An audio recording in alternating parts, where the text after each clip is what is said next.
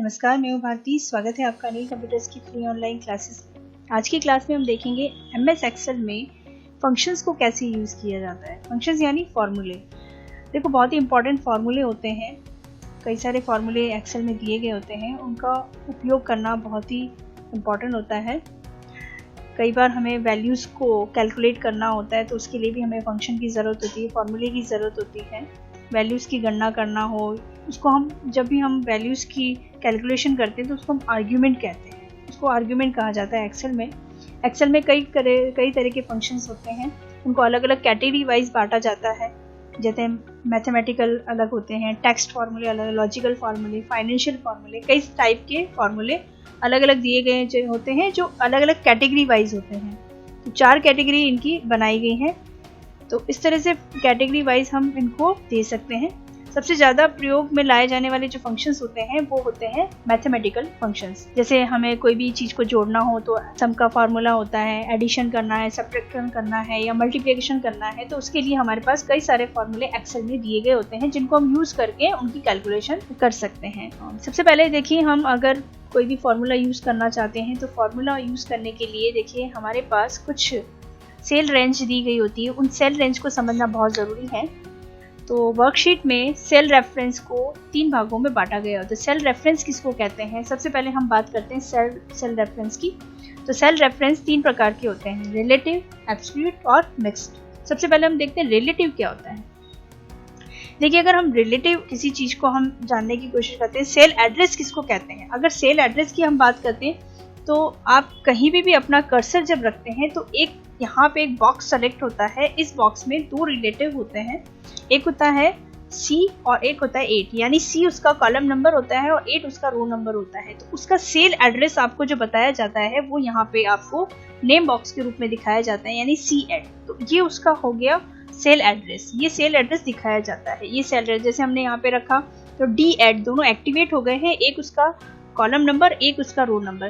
तो D8 जहां भी आप कर्सर रखते हैं तो वो एक जो बॉक्स है वो सेलेक्ट होता है। उस बॉक्स के अंदर 2 चीजें होती हैं, एक उसका कॉलम नंबर और एक उसका रो नंबर। तो D10 ये हो जाता है। इसके अलावा अगर हम रिलेटिव की बात करें, सबसे पहली जो चीज है कि रिलेटिव किसे कहा जाता है, तो रिलेटिव सेल रेंज क्या होती है, तो हम आपको एक एग्जाम्पल के रूप में बताते हैं।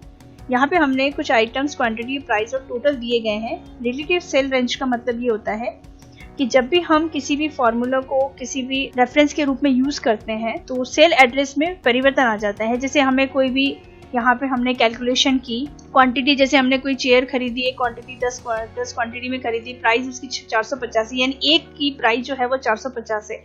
अगर हम इसको कैलकुलेट करना चाहते हैं तो यहाँ पे हम इसको कैलकुलेट कर सकते हैं। तो कैलकुलेट करने के लिए हमें फार्मूला यूज करना होता है, या फिर हम मल्टीप्लाई का साइन भी लगा दे सकते हैं। क्वांटिटी का सेल एड्रेस मल्टीप्लाई प्राइस का सेल एड्रेस, और यहाँ पे उसने टोटल प्राइस बता दिया है 4500।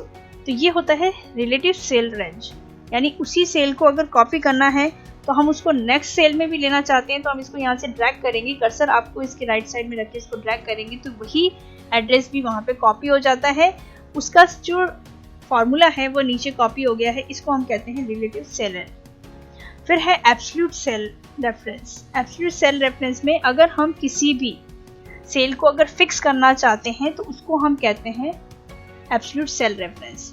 जैसे कई बार क्या होता है कि हमें एक डॉलर का साइन दिया गया होता है, उस डॉलर के साइन को हमें यूज करना होता है, तो उसको यूज करके हम किसी भी सेल को फिक्स कर सकते हैं। जैसे हम इस सेल को फिक्स करना चाहते हैं ताकि जब अभी हम इसको चेंज कर रहे हैं तो ये चेंज हो पा रहा है, लेकिन हम कई बार ऐसी कंडीशन होती है कि हमें वो चेंज नहीं करना है, तो नहीं करने के लिए हमें इसको फिक्स करना है। तो फिक्स करने के लिए डॉलर का साइन लगाया जाता है पर्टिकुलर किसी सेल को फिक्स करने के लिए।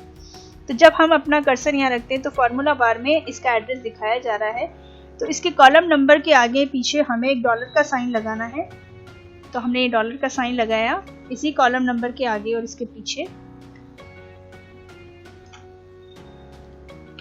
और इसको एंटर करेंगे तो देखिए यहाँ पे वही आपको आंसर मिला। लेकिन जब हम इसको ड्रैग करते हैं तो ड्रैग करने से वही सेम कॉपी हो जाएगा, क्योंकि उसको हमने फिक्स कर दिया तो वो चेंज नहीं हो सकता, उसको चेंज नहीं किया जा सकता है।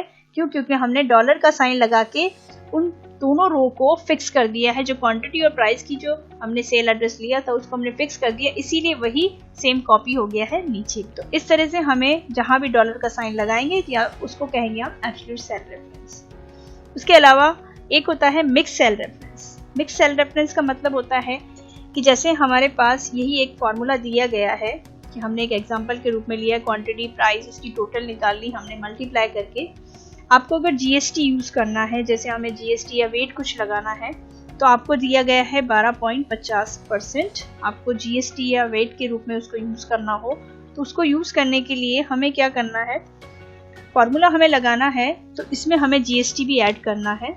तो हम यहाँ पे मिक्स सेल रेफरेंस को कैसे यूज़ करते हैं, जिसमें हमें दो सेल रेंज को एक साथ लेना है, उसकी क्वांटिटी प्राइस और जीएसटी को भी उसके साथ ही इंक्लूड करना है।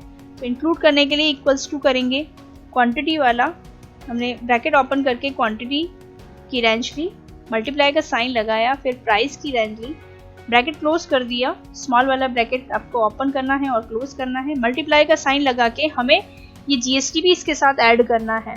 तो जीएसटी ऐड करने के लिए जो सेल में आपको जीएसटी दिया गया है उसको हमने सेल लिया। अब अगर हम चाहते हैं कि इस सेल को हम फिक्स करें, यानी हम चाहते हैं कि इस वाली रेंज को हम आगे कॉपी करने के लिए हमें इसको फिक्स करना है, तो इसको फिक्स करने के लिए डॉलर का साइन लगेगा जो आपका जीएसटी का रेंज है उसके आगे और पीछे, इस तरह से, और हम एंटर कर देंगे तो इसका जीएसटी आपका निकल जाता है। और अगर हमें जीएसटी आगे भी निकालना है तो हम आगे भी उसका जीएसटी इसी तरह से निकाल लेंगे। तो जब हमें पर्टिकुलर कोई रेंज को हमें फिक्स करना है तो हम एब्सोल्यूट को यूज करेंगे, और अगर हमें उस रेंज के साथ साथ दूसरी रेंज में उसी को कॉपी करना है तो वहां पे मिक्स सेल रेफरेंस को यूज किया जाता है, जिस तरह से हमने आपको इस एग्जांपल के रूप में बताया। तो यहाँ पे इसका देखिए, इसका जीएसटी यानी उसने कैलकुलेट कर लिया क्वांटिटी को, प्राइस को और उसके साथ जीएसटी को भी इंक्लूड करके उसने कर दिया, क्योंकि हमें इसमें इस कंडीशन में हमें फिक्स टोटल और प्राइस को नहीं करना है, बनिस्बत हमें जीएसटी वाली रेंज जो दे रखी उसको फिक्स करना है, इसीलिए हमने डॉलर का साइन तो जीएसटी वाली रेंज पे लगाया है।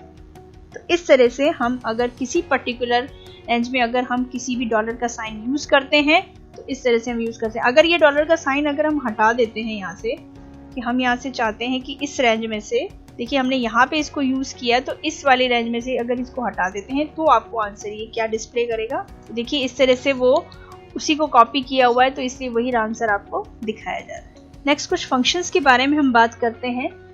एक्सेल में कई सारे फंक्शंस होते हैं, 400 से ज़्यादा इनबिल्ट फंक्शंस दिए गए होते हैं, जिनको हम सिंटैक्स के रूप में जानते हैं, जिनको हम आर्ग्यूमेंट के रूप में भी यूज़ करते हैं, जिनको हम आर्ग्यूमेंट कह सकते हैं। किसी भी फंक्शन के बारे में अगर हमें जानना है तो हम एक्सेल में फार्मूला टैब में जाके भी देख सकते हैं। फार्मूला में आपको इंसर्ट फंक्शन यहाँ पे दिखाया जाएगा, और इंसर्ट फंक्शन में आपको यहाँ पे मैक्स एंड प्रिंट्स वाला ऑप्शन मिलेगा। इस मैक्स एंड प्रिंट्स वाले ऑप्शन को अगर आप चूज करते तो आपके सारे जो हैं वो फॉर्मूले यहाँ पे आपको शो होंगे, जो अल्फाबेटिकली आपको दिखाए जाएंगे। आप किसी भी फॉर्मूले को अगर यूज करना चाहते हैं तो आप यहाँ से कोई भी फॉर्मूला यूज कर सकते हैं। जैसे हम यहाँ पे कोई भी सम का फॉर्मूला यूज करना चाहते हैं तो यहाँ पे सम का फॉर्मूला आ जाता है। इस सम के फॉर्मूले में या किसी भी रिलेटेड आप फॉर्मूले के बारे में और जानकारी चाहते हैं तो हेल्प ऑन दिस फंक्शंस वाला ऑप्शन दिया गया होता है नीचे। आपको हेल्प देगा कि ये फंक्शन किस लिए यूज आता है, कैसे यूज किया जाता है, इसका सिंटेक्स क्या है, तो वो सारी जानकारी आपको यहाँ पे मिल जाती है। किसी भी फॉर्मूले के बारे में आप जानना चाहते हैं तो यहाँ पे इस तरह से जान सकते हैं। इसके अलावा अगर हमें इस फंक्शन को यूज करना है तो हमें यहाँ से ओके करना है। अगर आप किसी भी रेंज को अगर आप सम के फॉर्मूले से यूज करना चाहते हैं यानी काउंट करना चाहते हैं, तो जैसे अभी हम यहाँ पे यही नंबर ले लेते हैं, हमने ये 10 नंबर लिया, दूसरे नंबर में हम अपना कर्सर रखेंगे, फिर हमने यहाँ पे ये दूसरा नंबर लिया, यानी 10 और 15 वाली जो हमने रेंज ले रखी है, जो सेल एड्रेस है, उसको हमने सेलेक्ट किया और इसको हमने अगर ओके किया तो यहाँ पे 10 और 15 को काउंट करके इसने सम के फॉर्मूले को यूज करते हुए 25 इसने आंसर डिस्प्ले किया है। तो इस तरह से हम किसी भी फॉर्मूले को यूज करना चाहें तो इंसर्ट फंक्शन में आपको कई सारे फॉर्मूले दिखेंगे, आप उनको यूज करके आप अप्लाई कर सकते हैं एक्सेल की शीट में। फिर किसी भी फॉर्मूले को यदि हमें कॉपी और पेस्ट करना है तो कॉपी पेस्ट करने के लिए हम कौन सा फंक्शन यूज करते हैं, तो देखिए अगर हमें यही फॉर्मूला नीचे भी कॉपी करना है, ये फॉर्मूला अगर हम चाहते हैं कि यहाँ पे नीचे कॉपी हो जाए, जैसे हमने टोटल निकाला, हमें टोटल इनकी भी निकालनी है, 15 और 700 की भी निकालनी है, कि एक टेबल जो है वो 15 टेबल हमने खरीदी है, तो एक टेबल 700 की है तो 15 टेबल कितने की होगी। अगर हमें यही फॉर्मूला यहाँ पे भी कॉपी करना है कि ये फॉर्मूला हमने यहाँ पे क्वांटिटी और प्राइस का लगा रखा है, जो मल्टीप्लाई का साइन का यूज करके करा हुआ है, अगर यही फॉर्मूला आप कॉपी करना चाहते हैं तो इसी सेल पे अपना कर्सर रख के कंट्रोल C करें, कॉपी कर दें, और नीचे वाले सेल पे अपना कर्सर रख के कंट्रोल V कर दे, तो वही फॉर्मूला कॉपी हो गया और इसका अमाउंट ही में यहाँ पे टोटल अमाउंट आ जाता है। तो इस तरह से किसी भी फॉर्मूले को हम कॉपी पेस्ट भी कर सकते हैं नीचे वाली किसी भी रेंज में। या दूसरा तरीका है, अगर आप कॉपी पेस्ट नहीं करना चाहते तो आप सिंपली यहाँ पे राइट साइड में अपना कर्सर रख के इसको ड्रैग करेंगे तो यही फॉर्मूला नीचे भी कॉपी हो जाता है। तो इस तरह से भी हम कॉपी कर सकते हैं। दोनों ही तरीके दिए गए हैं, जैसा आप चाहते हैं उसके अकॉर्डिंग आप एक्सेल में वर्क कर सकते हैं। अपन देखते हैं ऑटोफिल प्रॉपर्टी। एक्सेल की ऑटोफिल प्रॉपर्टी का क्या यूज़ है। देखो, एक्सेल में ऑटोफिल प्रॉपर्टी वर्क करती है न्यूमेरिक डेटा पे। जैसे हमने कोई भी नंबर लिखा, उसके नीचे अगर हमें वही सीरीज नंबर हमको लेनी है तो इन दोनों को अगर हम सेलेक्ट करते हैं, इन दोनों नंबर को, तो जो डिफरेंस इसमें है वही डिफरेंस आगे हमको लेना है। तो कर्सर राइट साइड में रख के और इसको ड्रैग करेंगे तो सेम वही नंबर कॉपी हो जाता है। तो इसको कहते हैं ऑटोफिल प्रॉपर्टी। एक्सेल की ऑटोफिल प्रॉपर्टी से कोई भी न्यूमेरिक डेटा आप डायरेक्टली आगे से आगे आप इसको कॉपी कर सकते हैं, जो डिफरेंस इसमें दे रखा है। इस तरह से ऑटोफिल प्रॉपर्टी एक्सेल की वर्क करती है। इसके अलावा हमें किसी भी फॉर्मूले को अगर एडिट करना हो, जैसे हम कोई भी फॉर्मूला यूज करते हैं, हमने यहाँ पे कोई न्यूमेरिक डेटा लिखा और इनको हमें जैसे काउंट करना है, हमें यहाँ पे कोई नंबर लिख लेते हैं। इस तरह से हमने कोई नंबर लिखे हैं और इनको हम काउंट करना चाहते हैं। तो काउंट करने के लिए आपने जैसे प्लस का साइन लगा के यूज़ किया है, हमने ये सेल लिया, फिर प्लस का साइन लगाया, इसको लिया, प्लस का साइन लगा के हमने इसको एक एक को ऐड किया। तो इस तरह से ये काउंट हो जाता है। और उसमें कुछ भी आपको एडिट करना है तो वापस उसको एडिट करने के लिए आप फार्मूला में अपना कर्सर रखें, फार्मूला बार में, और उसको जो भी एडिट करना है, जैसे एक नंबर हमको हटाना है तो हमने एक नंबर हटा दिया और फिर उसको, तो ये नंबर जो हाईलाइटेड था वो हट गया है और अब जो सेल एड्रेस हमने ऊपर वाले 4 लिए हैं वही उसको ही काउंट करेगा, नीचे वाला उसने हटा दिया। तो एडिट करने के लिए आप डबल बार क्लिक करें या फिर डायरेक्टली फार्मूला बार पे अपना कर्सर रख लें तो कोई भी फार्मूला एडिट हो सकता है। तो इस तरह से हम एडिट कर सकते हैं। इसके अलावा देखिए, कई बार हमें कोई भी वैल्यू को यहाँ से, जैसे हमें फार्मूला, यहाँ से हमने जो फार्मूला लगाया है उस फार्मूले को हटा के हमें यहाँ पे सिर्फ वैल्यूज कॉपी करनी है। तो देखिए, कुछ फार्मूले होते हैं, जैसे हम फार्मूले यूज़ करना चाहते हैं, जैसे हमने प्लस का साइन लगाया, हम यहाँ पे कोई फार्मूला यूज़ करना चाहते हैं। तो नॉर्मली जो फार्मूले हैं, जो जनरल कॉमन यूज़ आते हैं, वो हैं, जैसे हमें सम का फार्मूला, यानी किसी भी नंबर को काउंट करना है तो वो कैसे कर सकते हैं, या हमें किसी भी 2 या 2 से ज़्यादा नंबर का एवरेज निकालना हो, तो औसत निकालना हो, तो वो कैसे, या मल्टीप्लाई करना है किसी नंबर का तो वो कैसे किया जा सकता है। तो जनरल कुछ फार्मूले हैं, जैसे हम इक्वल्स टू लगा के भी उसको यूज़ कर सकते हैं, या फिर आप चाहें तो आपको फार्मूला में यहाँ पे आपको इंसर्ट फंक्शन में भी यहाँ पे आपको कई सारे फार्मूले मिल जाएंगे, या फिर आप यहाँ पे मैथ्स एंड थिंग्स वाले ऑप्शन में यहाँ पे देखेंगे तो ये कई सारे फार्मूले आपको यहाँ पे भी मिल जाएंगे। जैसे हमने यहाँ पे सम लिया, प्रोडक्ट लिया, जो भी फार्मूला आप यहाँ से लेना चाहते हैं उस फार्मूले को वहाँ पे डायरेक्टली ऐड कर दिया जाता है।